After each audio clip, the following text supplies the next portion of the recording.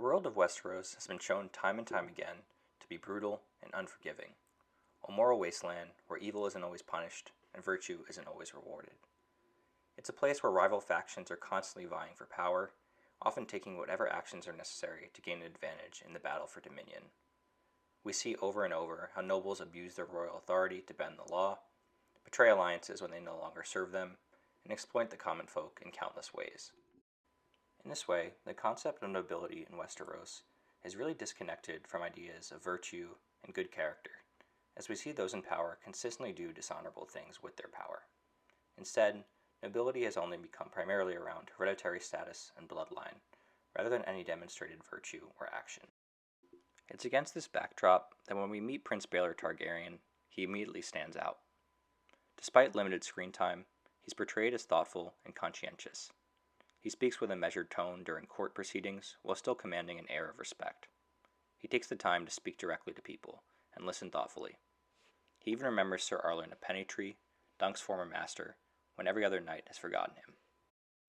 In a realm where memory is typically reserved for powerful houses and great victories, remembering a lowly hedge knight is probably politically meaningless, as Maekar points out.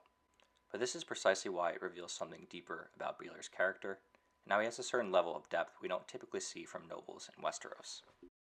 Baelor's warm disposition contrasts pretty sharply with the arrogance of his brother Maekar and the entitlement displayed by IIn Targaryen. IIn represents just how far nobility can stray from virtue. He's cruel and entitled, and is protected entirely by his bloodline. Maekar is more restrained, but he still remains fiercely protective of royal dignity and hierarchy. Baelor, however, embodies a kind of dignity and thoughtfulness, a restraint that we rarely see from the nobles of Westeros. In many ways, he shares this in common with some of the most compelling characters from Thrones, like Ned Stark and Jon Snow. These were characters who insisted on standing for justice and virtue, even in a world that often punished that, and instead rewarded the villainous. But just as Thrones repeatedly showed us, doing the honorable thing in Westeros can get you in trouble. We see something similar unfold in A Knight of the Seven Kingdoms. After defending a puppeteer who was being assaulted by Prince Aryen, Duncan is charged with attacking a member of the royal family. Even though Dunk is probably morally justified, striking a prince is considered treason. We've seen this happen before: Ned's unjust execution, Tyrion's sham trial, moments where power bends the law regardless of moral truth. In Westeros, blood often outweighs justice, and when Dunk is charged, we can feel a similar sense of injustice coming. Royal authority once again threatens to crush somebody who tried to act honorably. But when Dunk demands a trial of 7, Prince Baelor does something extraordinary. He doesn't blindly defend his kinsman.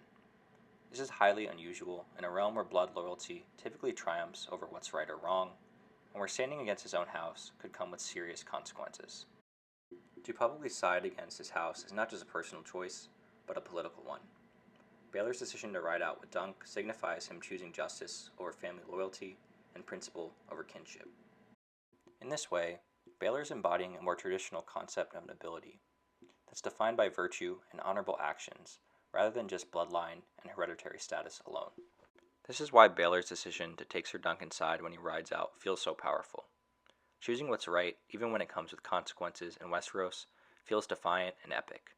It doesn't happen often in this world that typically rewards depravity. Baelor's decision, based on character instead of blood loyalty, is a strong statement, but it's also a measured one. Baelor's shown to be a good man, but he's not naive. Before committing himself to Dunk's side, he asks him a simple question multiple times: how good of a knight are you? It's an important question because it shows Baelor is thoughtful and calculating in his decisions, an essential trait in the dangerous politics of Westeros. Baelor understands that riding for Dunk could come with some consequences, including facing his own kin in combat.